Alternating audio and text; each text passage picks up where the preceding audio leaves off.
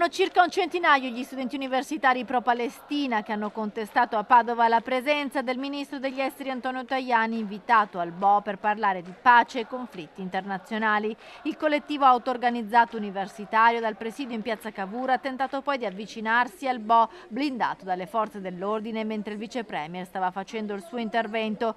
Poi i manifestanti si sono spostati in corteo tra le piazze fino al Liviano. La nostra rettrice ha fatto fare una delle sue solite passerelle a un ministro del governo Meloni complice del genocidio per denunciare l'ennesimo ingiustificato schieramento delle forze dell'ordine, per denunciare l'ennesima vergogna della nostra università che si blinda ai suoi studenti.